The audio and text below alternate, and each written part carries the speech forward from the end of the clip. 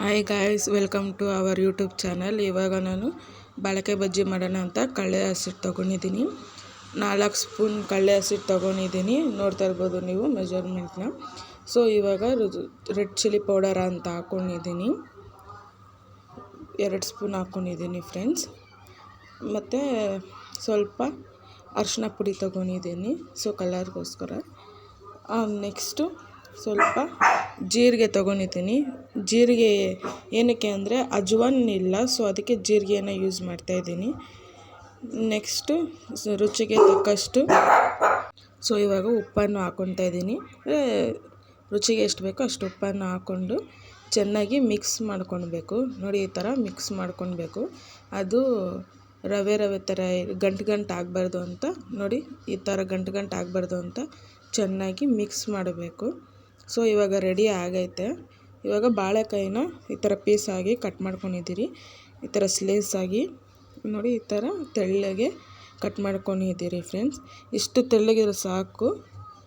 So ಇವಾಗ ಎಣ್ಣೆ ಇಕ್ಕೋಣ.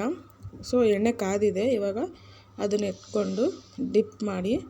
So ನೋಡಿ, ಈ ಥರ ಡಿಪ್ ಮಾಡಿಬಿಟ್ಟು ಎಣ್ಣೆಗೆ ಬಿಡಬೇಕು. ಸೊ ಈ ಥರ ಒಂದು 5 to 6 ಪೀಸಸ್ನ ಈ ಥರ ಡಿಪ್ ಮಾಡಿ ಆಯಿಲಿಗೆ ಬಿಡ್ತಾಯಿದ್ದೀರಿ.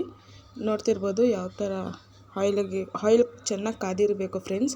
ಯಾಕಂದರೆ ಆಯಿಲ್ ಎಷ್ಟು ಕಾದಿರುತ್ತೋ ಅಷ್ಟು ಕ್ರಿಸ್ಪಿಯಾಗಿ ಬಜ್ಜಿ ಬರುತ್ತೆ. ಸೊ ಈ ಥರ ಡಿಪ್ ಮಾಡಿಬಿಟ್ಟು ಹಾಕಬೇಕು.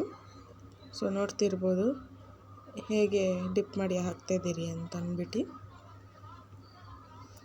ಸೊ ಇವಾಗ ಅದು ಬೆಂದೈತೆ ಫ್ರೆಂಡ್ಸ್.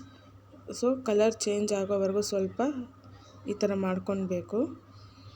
ರೋಸ್ಟ್ ಬೇಕು ಅನ್ನೋರಿಗೆ ರೋಸ್ಟ್ ಮಾಡ್ಕೋಬೋದು, ಇಲ್ಲ ನಮಗೆ ನಾರ್ಮಲ್ ಆಗಿದ್ದರೆ ಸಾಕು ಅಂದರೆ ಈ ಥರ ಮಾಡಿ ಎತ್ಕೊಳ್ಬೋದು ಫ್ರೆಂಡ್ಸ್. ಸೊ ನಮಗೆ ಸ್ವಲ್ಪ ರೋಸ್ಟ್ ಆಗಬೇಕಂತ ಇವಾಗ ಸ್ವಲ್ಪ ಕರಿಬೇವನ್ನ ಹಾಕ್ತಾಯಿದ್ದೀರಿ. ಕರಿಬೇವನ್ನ ಹಾಕಿ ಇನ್ನೂ ಫ್ಲೇವರ್ ತುಂಬ ಚೆನ್ನಾಗಿ ಬರುತ್ತೆ ಫ್ರೆಂಡ್ಸ್. ಸೊ ಸ್ವಲ್ಪ ಕರಿಬೇವನ್ನ ಹಾಕ್ಕೊಂಡು ಫೈನಲಿ ಈ ಥರ ಬಂದಿದೆ.